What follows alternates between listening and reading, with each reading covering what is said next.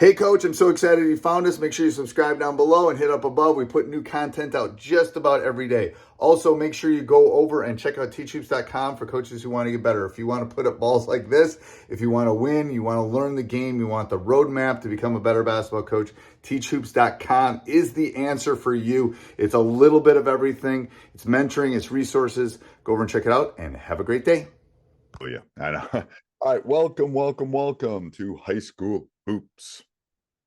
Coach, welcome. I know, I'm excited. I'm not even gonna, everyone that is here right now knows what the topic is because you've seen it in the headline, but I'm not going to talk about it. This was Coach's idea. We'll dive in, but before we do that, I'd like to give a big shout out to our sponsors. First of all, Dr. Dish. We love Dr. Dish. What I love about Dr. Dish, a couple things, is they are innovative. They have not sat back like some of their competitors. Now they have screens and they have workouts and they have all that kind of stuff. Super easy to break down, super easy to use. Mention High School Hoops, mention Coach Collins. They'll give you $450 off. They'll take really good care of you. Trust me, I've had tons of people buy from them. So go over and check that out. Go over and check out teachhoops.com for coaches who want to get better. Coach Collins would like to retire before he's 75 years old. And if you like these free podcasts and like all the stuff that we put out there, that would be nice. Come help Coach. I'm still gonna have kids in college, so or maybe I'll take my wife out to Chipotle. So it's about how much I make. So and then so go over and check it out. It's great. It's what I would have wanted as a young coach. So I built what I would have wanted. And then also go over and check out Game Changer. They are helping us out, sponsoring a couple months here. It is kind of that, a little bit of everything is Game Changer. Helps you videotapes, helps you keep track of it, helps you kind of talk to the parents. All of our youth programs use it. And you can go over, check that out, gc.com/coaching youth hoops, and they'll take really good care of you. Again, gc.com/coaching youth hoops. All right. So, Coach, engaging the borderline player. I'm on a time limit here. We do not have 3 hours to talk about this. So and I'm going to open this up by saying I do not have an answer. So okay. We're just going to kind of work through this together. Okay. For how long we have. Okay. I told you earlier, these are the types of kids. I'm not talking about your 7th guy, your 8th guy. You know what I mean? Kids that see the floor. I'm talking about your 9, 10, 11. Right, so let's say you keep 12 kids. Some people keep 10, some people keep 12, some people keep 15. When we're talking border, we're talking in 12 kids, we're talking maybe 10, but definitely 11, 12. Without a doubt. Without a doubt. You've kept the kids on, right, for a reason. Either they're athletically inclined or they play a difference. You've seen something to keep them around. They can help you in practice. You're about 2 months in. Kid knows that not even 2 months in. You're a month in. Kid knows he's not going to touch the floor. He's not showing up every day for practice. Or when he shows up for practice, he's kind of distracting your 6, 7 guy. Well, if he's not showing up, he's gone. But yeah, keep going. Yeah. So how long would you let that go for? Well, I kept a kid 2 years ago. He missed 3 of the first 4 practices. Gone. Yeah. Okay. Gone. Once a week. Not showing up.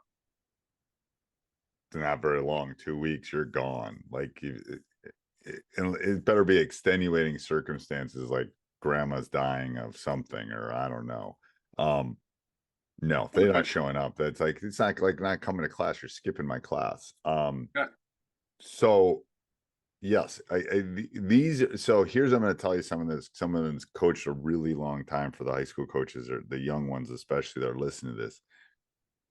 And some people don't have to cut, so this is more for the people that necessarily have to cut. But if I sit this kid down, and I usually keep anywhere from 13 to 15. So let's say I'm keeping 15. This kid's 14 or 15. I sit them down and I say, you're 14 or 15. They would say anything at that point to make the team. Anything. They don't care. They just want to be on the team. Even if you said, You're not touching the floor. Doesn't matter. They want to be on the team because they know they're a border kid. Now, 2 months later, they're going to be mad they're not playing. They're going to be upset, blah, blah, blah. So I've never done it. I'm tempted to almost put this in writing. I don't really want to. It's like, here's the discussion we had. I'm tempted to videotape it, like, or something. Remember what we talked about with the other 3 coaches sitting here? And you said you wanted to be on this team and you were going to go home and talk to your parents about it and you were going to do this. And now you're mad that you're not playing. I told you where you sat. And it was between you and a couple other kids and you said you were ready. They will say anything at that point to keep. Now, there are exceptions to this rule. There was actually a neighborhood kid that lived a couple houses over from me that I kept it, understood his role, but dad understood, everyone understood. Those are unicorns, baby. Those are unicorns. You never see those. Those are like exceptions to the rule. So the key to this, and I have found is you got to keep communicating that role over and over and over again. What is the role? Right. For a borderline kid like that. So it depends if they're a junior or senior. If they're a junior, I probably kept them with a glimmer of that they're going to play. I have a couple of kids on my team this year. They didn't play at all last year. They're going to play this year. That was the glimmer. It was getting better every day. Seniors are tough. Yep. This is your off season right now. This is you getting better for next year. This is you grinding to maybe make the floor next year. This is you doing the stuff that you need to do. And again, that's the discussion you got to keep having. If it's a senior, maybe you want to go stand in the student section during the games. I don't know. It's like it is a difficult. That's why sometimes those borderline players that are seniors that are not going to see the floor, harder to keep.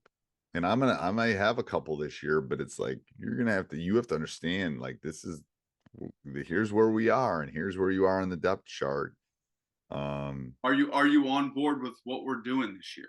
Right. And what we want to do and how we want to do it and when we want to do it and all those things. So it goes back to the communication thing and the over communicating. And maybe you're good enough that you're blowing people out and everyone gets to play. Hopefully it's not the other thing that you're getting blown out and everyone gets to play. But yeah, it's gotta be a nonstop engaging. Here's where we are. Here's what we're going to do. Because talk about an apple that can spoil the apple cart. Holy cow. One of these guys they can destroy, they can destroy your season during a timeout. Everyone's gathered around and they're just sitting down and you don't have the time. You've got a 30 second to talk to your team. You got 3 kids sitting on the bench. It looks bad. Plus your team is starting to feel that energy of, oh, we're not all in. It becomes it becomes tricky, and you can give them that bench mob role, but kids aren't built like that. No, and the thing is, it's also I think a couple things is it is a unique kid that can take that, but it's also we live in a society where if they're not playing, they're not happy, and they're going. I mean, I know that was the same 20 years ago, but it's different now. Post COVID, it's definitely different. Yeah, you got to give them mini battles to win in during the season, mini battles to win throughout. Practice daily practice. Right. I think part of planning your practice would have to be, how am I going to get everyone involved in this? How are we going to get my 14, 15 to compete today? So they're not just chucking up crazy. Everyone's laughing at them and they're taking crazy, how am I going to get them to have a role and bother my starters and make them better? It might be throwing 7-on-5. Those 2 are the extra 2. Right. And now they can help in a way and compete. Yeah.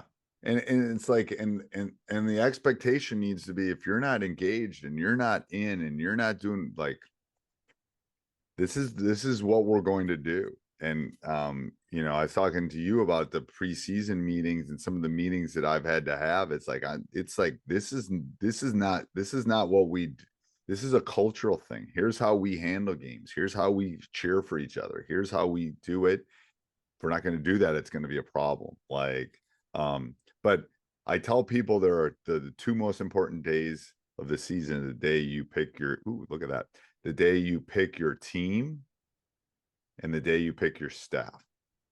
So the staff tends to be a longer thing, but if you don't have a good staff and you pick the wrong team and you pick the wrong couple guys for 13, 14, 15, it's that locker room. It's what you don't see, coach. It's what you don't see in the locker room. It's what you don't see in the hallways. It's what you don't see in the bus and how they're interacting.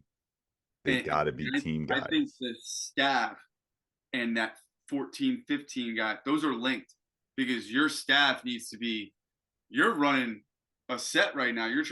They need to be on those 14, 15 kids and reiterating your message of like, hey, get on board or get out. And I think the other kiss of, the real kiss of death would be just ignoring that. Yeah. Yeah. And it don't matter. You can't, and you can't ignore this. This is one of those things that, you can't ignore, or it's going to get worse. Yeah. If you're dating someone and you're seeing some signs, and can't ignore it, it's not going to get better, because now 14, 15 are messing around. Now 13, 12, 11, 10.